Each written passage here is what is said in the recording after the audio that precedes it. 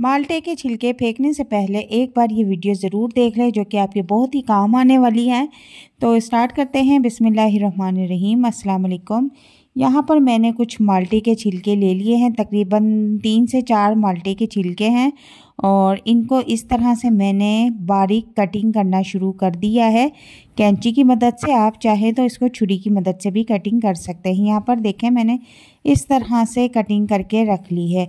अब इसको मैं 2 या 3 दिन धूप में खुश्क होने के लिए रख दूँगी।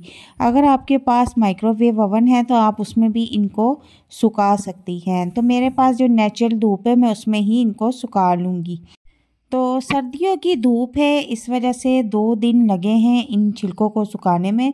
मैंने 2 दिन इनको धूप में रखा है, तो ये अच्छी तरह से पापड़ की तरह कड़क हो चुके हैं।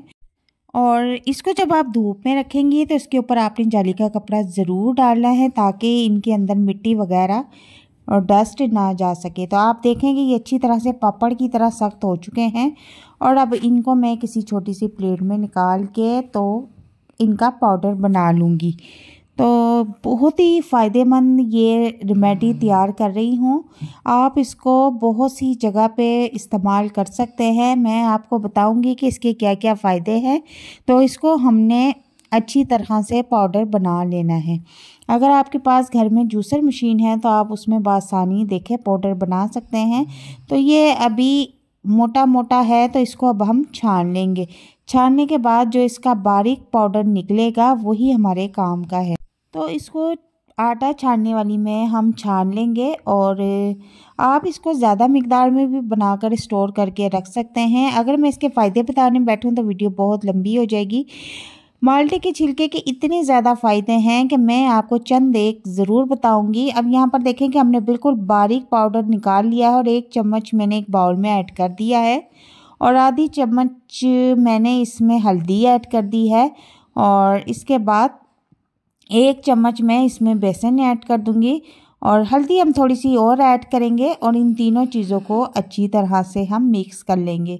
मिक्सिंग इसकी आपने अच्छी तरह से करनी है। ये जो हम रेमेडी रेडी कर रहे हैं ये ख़ास उन लोगों के लिए है जिनकी स्किन अक्सर सर्दियों में काली हो जाती है और चेहरे पर अगर दानों के निशान हैं तो उसके लिए भी ये बहुत फ़ायदेमंद रेमेडी है। इन तीनों चीज़ों को अच्छी तरह से मिक्स कर लिया है। अब इसको पेस्ट किसके साथ बनाना है?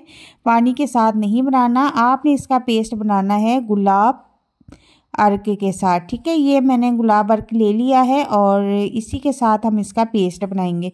अब पेस्ट आपने ना ज़्यादा पतला बनाना है ना ज़्यादा मोटा बनाना है। अच्छी तरह से इसको मिक्स करेंगे और थोड़ा थोड़ा करके गुलाब अर्क इसमें सारा ऐड कर देंगे और एक इसको नॉर्मल सा जो है पेस्ट बनाकर रेडी कर लेंगे।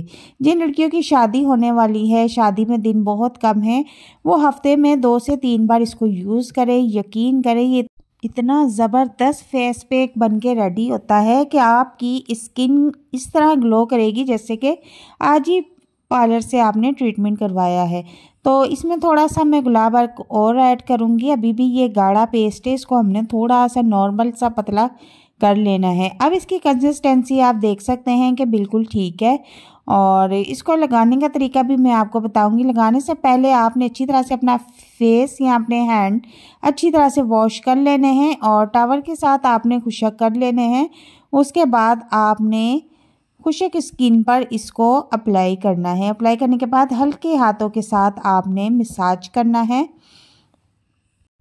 15 से 20 मिनट के लिए आप इसे लगा रहने दें। ये हल्का हल्का सा खुश्क होना शुरू हो जाए तो आप इसको हल्के हाथों से रगड़ के उतार सकते हैं या किसी ठंडे पानी से आपने अपने फेस को या हैंड को वॉश कर लेना है।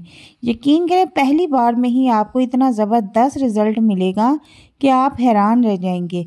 तो यहाँ पर देखें कि मैंने थोड़ी देर ही इसको जो है मसाज किया है और अभी मैं इसको साफ़ करके दिखाती हूँ। पहली बार में ही आपको इसका बहुत ज़बरदस्त रिज़ल्ट मिलेगा। और दूसरी रेमेडी ये है कि जिनके दांत बहुत ज़्यादा पीले हैं और लाख कोशिश करने के बावजूद भी इनका पीलापन ख़त्म नहीं होता, तो जब आप ब्रश करने लगते हैं तो इस तरह से आपने माल्टे के पाउडर को अपने टूथब्रश के ऊपर लगा लेना है और इसके साथ आपने टूथ ब्रश करना है। ठीक है, तो आप यकीन करें कि 2 से 3 बार जब आप ये करेंगे तो आपके जितने भी दांत हैं वो सब के सब इस तरह सफ़ेद चमकदार हो जाएंगे कि आप खुद हैरान परेशान हो जाएंगे।